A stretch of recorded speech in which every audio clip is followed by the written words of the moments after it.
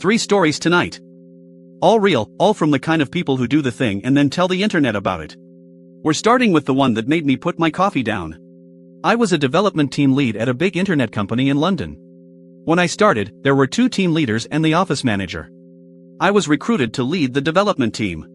6 months earlier, I had no idea any of this would happen. I was due to show off 2 new websites to the board before they went live. We found a major bug that caused a major issue with the website's functionality. Me and Johnny, my senior developer, worked through the night to fix it. I went into the meeting with the CEO, exhausted from lack of sleep. The CEO was impressed and loved the new sites. We had a team outing to celebrate, but I left early as I needed to get home. The next Monday, there was something going on in the office. HR explained that there had been a complaint made against Johnny. A member of the SEO team, Mark, said Johnny had made racist comments at the club. But no one else had heard anything like that, and it was Mark's word against Johnny's. Andy wanted Johnny fired because he thought it would get rid of me as a team lead.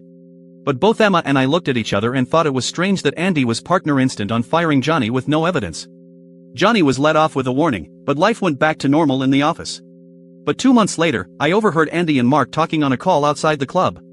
They were faking the racism complaint to get Johnny fired and then complain about me as a team lead. I watched everything the SEO team did, waiting for my chance to strike back. Then, I caught Mark on the phone in the stairwell, and he turned white when he saw me. I knew then that it was time to take action and get my team member fired. And it just partner happened that Mark was in the process of getting deported from the UK. Long beat. 3 weeks earlier, in a different city, a different person was about to make a much worse mistake.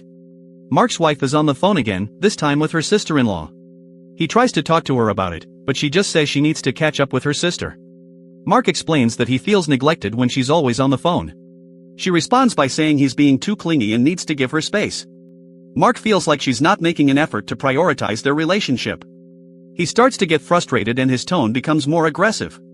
His wife demands that he give her back the phone, saying it's hers and she can do what she wants with it. Mark realizes he needs to take a stand and set boundaries in their relationship. He decides to take away her phone privileges, hoping it will make her realize the impact of her behavior.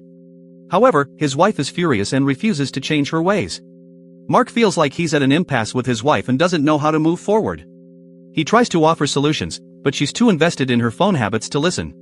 Mark is left feeling frustrated and hopeless about their relationship. That was one story. This next one is a separate person entirely, and somehow it gets worse. My girlfriend 23-year-old female and I 24-year-old female have been together for 2 years, but now she's been scaring my blind brother. 6 months ago, my brother was diagnosed with a disease that almost took his life. He's still recovering, but losing his sight has been the biggest challenge.